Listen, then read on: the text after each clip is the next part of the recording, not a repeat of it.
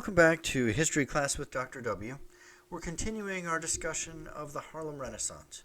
In the previous lectures, we talked about some of the jazz musicians who gave us the soundtrack of the 1920s and the Harlem Renaissance.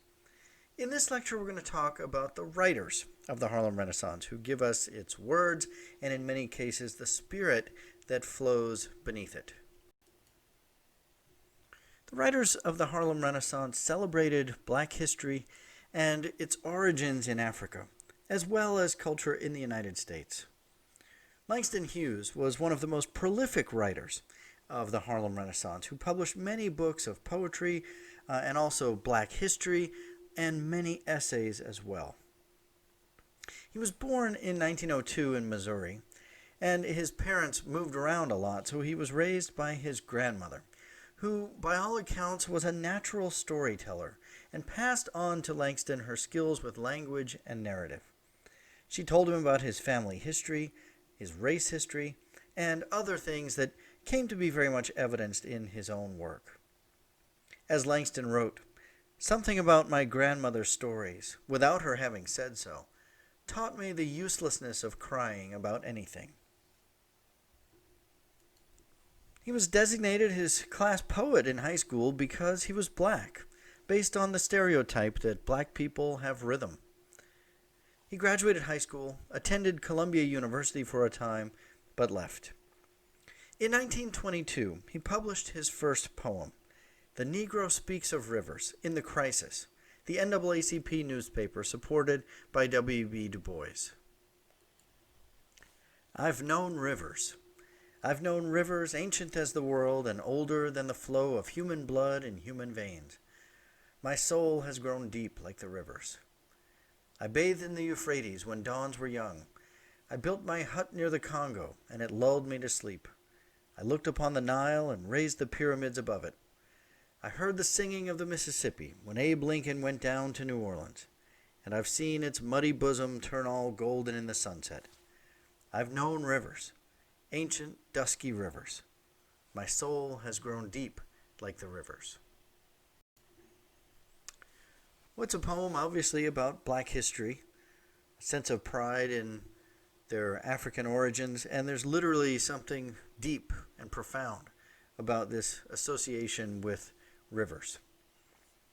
Hughes went on to publish some 15 books of poetry, 12 novels, 11 plays, and numerous collections of nonfiction essays. He often wrote in the slang and dialect of his people at the time.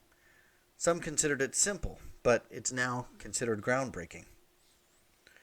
His poetry was sometimes called jazz poetry because it does blend well with jazz music and has a distinctive rhythm. Most important is Hughes' place in the Harlem Renaissance. He wrote of African culture, racism since the dawn of time, the determination to continue to fight and survive until conditions improved. Langston Hughes, in some ways, is the Pied Piper of the Harlem Renaissance. He was the writer that other writers read and drew their influences from. If Hughes is the most prolific writer of the Harlem Renaissance, one of its most influential was Jean Toomer. And perhaps the single greatest work of the Harlem Renaissance was Toomer's book Cain, a series of poems, short stories, and vignettes. Toomer found his inspiration in the rural South after growing up in the North. He recaptured the life of the Black folk who worked in the lumber camps of Georgia in the 1880s. He writes of the beauties of the land and the simple pleasures of Black life, but also of racial hatred and brutality. Toomer also wrestled with his racial identity, the son of a white man and a mulatto mother. "Who was I?" he wrote. "I thought about it and concluded that I was neither white nor black, but simply American." Another prominent writer of the period, James Weldon Johnson, employed the cadence and style of the Black preacher in his book Some Negro Folk Sermons in Verse. The most prominent female writer of the period was Zora Neale Hurston, and it's quite possible that Hurston has surpassed Langston Hughes as the writer that most current readers are most familiar with. And in fact, a number of you might have read Zora Neale Hurston in high school. She wrote of the difficulties of being both black and a woman. She was born in Alabama in 1891 into a family of preachers and tenant farmers. At a young age, she moved to Eatonville, Florida, which is near Orlando. This new sort of town offered black leadership and a black town council. It was an empowering experience for Zora. In 1904, her mother died, and she began a life of movement, shuttled from family member to family member. She began publishing stories in 1921, attended Howard University, and then Barnard College in New York. She experienced the movement north, which she described in her book Jonah's Gourdvine, and which defines it for so many. And black men's feet learned roads. Some said goodbye cheerfully, others fearfully, with terrors of unknown dangers in their mouths. Others, in their eagerness for distance, said nothing. The daybreak found them gone. The wind said north. Trains said north. The tides and tongues said north, and men moved like the great herds before the glaciers. So Zora Neale Hurston, like so many writers of the Harlem Renaissance and artists of the Harlem Renaissance, aren't just providing art. They're providing primary sources into the history of that era. In fact, Zora moved north with stories in hand and began publishing them in a black paper called Opportunity. While in New York, she met Langston Hughes, W.B. Du Bois, and others who formed the core of the Harlem Renaissance. She received a fellowship to study African American folklore, and in this made one of her great contributions to the Harlem Renaissance. She started in her hometown of Eatonville, Florida. The result was Mules and Men, published in 1935. She traveled widely along the Gulf Coast, to Haiti, Jamaica, and published several other books of folk tales.